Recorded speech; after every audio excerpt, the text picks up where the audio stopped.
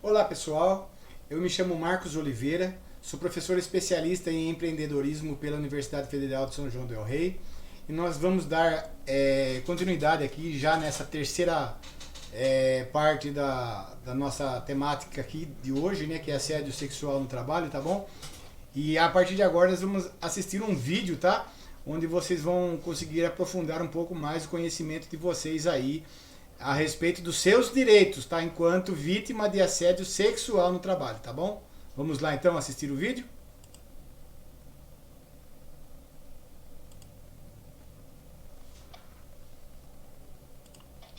Primeiramente, é importante entendermos a diferença entre assédio moral e assédio sexual. Enquanto o assédio moral ele é mais abrangente e inclui todo tipo de conduta humilhante ou constrangedora, o assédio sexual ele é mais específico. Ele visa o favorecimento ou vantagem sexual. Existem dois tipos de assédio sexual: o chantageador e o intimidador. O chantageador é o assédio sexual que ele é praticado com o objetivo de obter algum favorecimento sexual em troca de vantagens. Normalmente é praticado pelo superior hierárquico contra o seu subordinado, muitas vezes com propostas de aumento de salário, melhores condições de trabalho e assim por diante, em troca de encontros ou relacionamentos de cunho sexual. Já o intimidador ele é praticado entre colegas de trabalho, que tem o objetivo muitas vezes não de obter a vantagem sexual em si, mas sim de desestabilizar o colega. Muitas vezes percebe que aquele colega está tendo bons resultados, uma boa produtividade e usa essa violência para fazer com que ele venha perder o seu interesse pelo seu trabalho. Uma maneira de combater essa prática é por criar mecanismos dentro da empresa que exponham esse problema e também venham a punir de maneira rigorosa o agressor e preste ajuda à vítima. Para isso é necessário ter manuais de procedimentos, onde deixe claro condutas que são aceitáveis e condutas que não são aceitáveis dentro da empresa. Também é preciso que tenha um pessoal capacitado, principalmente os integrantes do RH, que possam receber essas denúncias e apurar os fatos de como eles aconteceram, a fim de identificar quem que praticou e poder assim tomar as medidas cabíveis, que pode incluir até mesmo a demissão. Para isso é necessário que a vítima ela junte provas, que pode incluir mensagens, bilhetes e e-mails que são trocados, conversas também podem ser gravadas sem o agressor saber, e expor esse material que vai servir para provar o assédio tanto administrativamente na empresa como até mesmo judicialmente, aí requerendo indenização tanto por danos morais como materiais, se for o caso. O importante é que haja denúncia, porque somente assim é que essa prática ela será combatida. Para mais informações sobre esse e outros assuntos, acesse nosso site no link abaixo. Se você gostou do vídeo, deixe o seu like e se inscreva no canal. Primeiramente... Bom pessoal, então aí nós começamos a ver, né, como agir no caso de assédio sexual, né? Agora nós vamos entender a dinâmica, né, de como esse assédio sexual ocorre por opção de gênero e nível hierárquico, tá? Então nós temos aqui a opção de gênero. Os heterossexuais são aqueles que provavelmente vão assediar apenas e tão somente pessoas do sexo oposto, né? Temos os homossexuais que provavelmente vão assediar pessoas, na maioria das vezes, do mesmo sexo, né? Seja ele, o homem vai assediar outro homem, a mulher vai assediar outra mulher, sexualmente falando. E temos um caso mais complicado, que é o do bissexual. O bissexual é aquele indivíduo que ele se interessa tanto por homens como por mulheres. Então ele pode confundir as pessoas, porque muitas vezes as pessoas podem entender que ele está fazendo uma brincadeira, né? Porque ele, na verdade, eu acredito que ele goste mais de mulheres, mas na verdade ele gosta mais de homens. Ou na verdade ele gosta dos dois, né? Então a gente não pode confiar muito. Então o que, que a gente recomenda? Quando entramos numa organização ou que alguém entra numa organização, procurar entender e saber a opção sexual da pessoa de forma subliminar ali, né? E pesquisando o comportamento da pessoa, pelo comportamento você já vai entender a opção sexual dela. E em alguns casos a própria pessoa, o próprio indivíduo, ele vai falar para ti a sua opção sexual. Nesses casos é só prestar atenção no seu comportamento, tá ok? E se caso você perceber que ele começa a te assediar, é caso de se denunciar, independente da opção sexual aí do indivíduo, tá bom? Por nível hierárquico agora, né? Nós temos aqui por nível hierárquico duas vertentes básicas, né? Que é ascendente e descendente, né?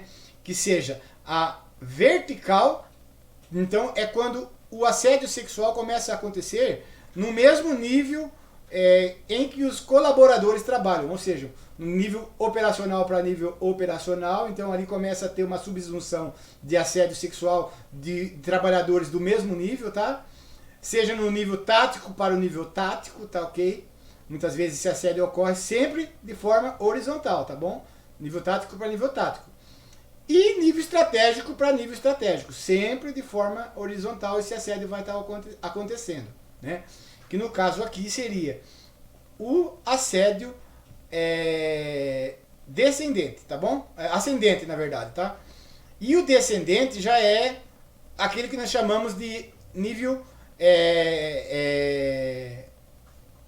vertical, que é o assédio que parte de baixo para cima, que é o mais recorrente, geralmente é o que mais ocorre, tá? O que mais ocorre é o assédio vertical, que vem geralmente dos líderes hierárquicos para os subalternos, tá? Para o pessoal de um nível inferior, tá bom? Então, esses geralmente são os níveis hierárquicos que mais ocorrem os assédios sexuais, tá ok? E existe, no último caso, o misto, né? Que quando se misturam, né, os níveis, né? Tanto o nível operacional passa a assediar sexualmente lá o seu líder, supervisor hierárquico, como o contrário, o supervisor hierárquico passa a assediar o seu subordinado, né?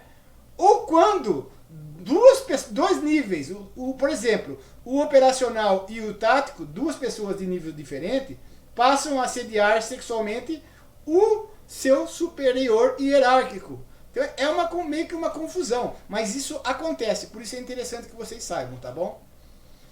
Vamos assistir agora ao último vídeo dessa temática, da nossa temática aí, da nossa aula, tá? Da nossa videoaula.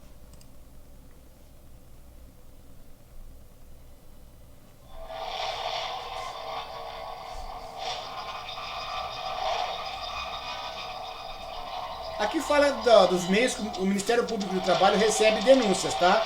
Mas a gente vai passar para vocês meios mais práticos que geralmente funcionam melhor do que a denúncia via Ministério Público do Trabalho, tá ok?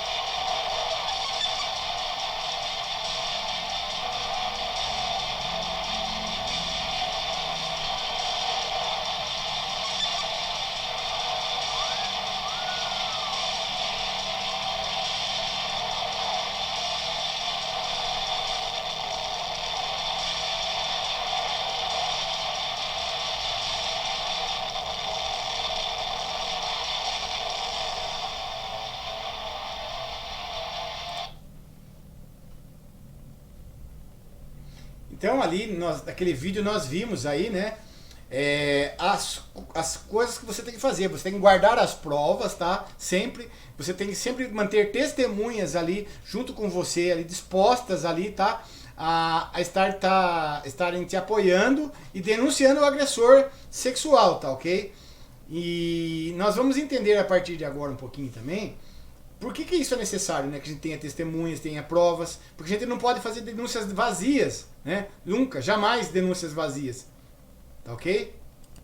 Sempre que nós falamos em denunciar alguém, é preciso que tenha um arcabouço probatório, um conjunto probatório consistente, tá? Senão você chega na justiça, você vai perder todo o seu tempo. Mesmo na organização, né? Que o primeiro passo que você tem que tomar é notificar a empresa onde você trabalha do que está acontecendo. Então, se ela não tomar as atitudes devidas, é você quem tem que tomar, né? Então eu trouxe agora algumas jurisprudências, né, que mostram aqui o que acontece com o assediador sexual quando ele é condenado numa indenização aí por danos morais, tá bom? Vamos lá. Então aqui eu tenho um acordo do estado de Roraima, né, que tem o número de processo aqui, se vocês quiserem pesquisar futuramente, tá? É TRT, eu não sei qual região que é Roraima, mas basta você dar uma googada aí, daí você consegue localizar com facilidade. E colocar esse número de processo aqui para pesquisar, você consegue baixar o acordo na íntegra, tá? Mas eu vou ler para vocês aqui, tá bom? Assim, com base no substrato probatório, concluo que a reclamante se desincumbiu a contento do ônus processual de comprovar o evento danoso. Código de Processo Civil, artigo 333, inciso 1º, e Consolidação das Leis do Trabalho, artigo 818. Eis que os fatos narrados pelas testemunhas, veja bem a necessidade das testemunhas, a importância delas, tá? Obreiras, são aptos a comprovar que se não houve assédio sexual, ao menos o assédio moral, dano moral ante a conduta do proprietário da reclamada, que de forma insidiosa investia contra suas empregadas, constrangendo-as em sua esfera da intimidade sexual. Aqui o juiz do caso, ele entendeu que houve dano moral, mas aqui está muito claro, né, gente? Ele constrangeu as empregadas na esfera da intimidade sexual, né? Então não há que se falar de dano moral. Aqui nós temos um crime aqui de assédio moral e sexual junto, né? São principalmente assédio sexual, né? Na continuação do acordo. Ora, não restam dúvidas que os fatos descritos revelam grave conduta patronal de natureza psicológica, moral e sexual, além de expositora da obreira a situações humilhantes e constrangedoras, e principalmente capazes de causar ofensa à dignidade, à personalidade e à integridade psíquica da reclamante. Evidente, portanto, o dever patronal de indenizar no caso concreto, já que configurado o assédio e conotação moral e sexual praticado pelo proprietário. Quanto ao valor a ser pago a título de indenização de dano moral, entendo que a indenização deve ser efetivada em parâmetros razoáveis, refletindo o critério do julgador, a extensão e a gravidade do dano, o sofrimento experimentado pela vítima e a condição pessoal e social do lesado, e finalmente o grau de culpa do ofensor, bem como suas possibilidades materiais, consistindo num misto de reparação e punição. Assim, com base nos aludidos parâmetros, arbitra o importe de R$40 mil a título de indenização para reparação do dano moral sofrido, do parcialmente provimento. Então aqui, gente, aqui nós temos aqui um exemplo, né? Uma condenação de R$40 mil a título de assédio moral e sexual, tá? Devido ao assédio sexual, houve essa condenação de R$40 mil a título de assédio de danos morais, tá? Danos morais, tá bom? Então, isso para vocês verem. E quem que vai pagar o pato disso? Aqui nós temos muito claro, né? Que é a empresa, né? É o patrão, né? Que vai pagar isso daí. Aí, ó, tá aqui, ó. Evidente, portanto, dever patronal, né? De indenizar no caso concreto. Porque muitas vezes quem comete o assédio não é o patrão, não é a empresa. A empresa é uma pessoa jurídica invisível, né? Do ponto de vista legal. E, ao mesmo tempo, ela é visível enquanto parque tecnológico que ela possua, né? Então, quem é condenado muitas vezes solidariamente junto ao assediador é a empresa. Então a empresa tem que tomar sim atitudes contra o assediador sexual e aquele que pratica esse tipo de situações, né? Vamos para o próximo slide aqui. Aqui nós temos mais um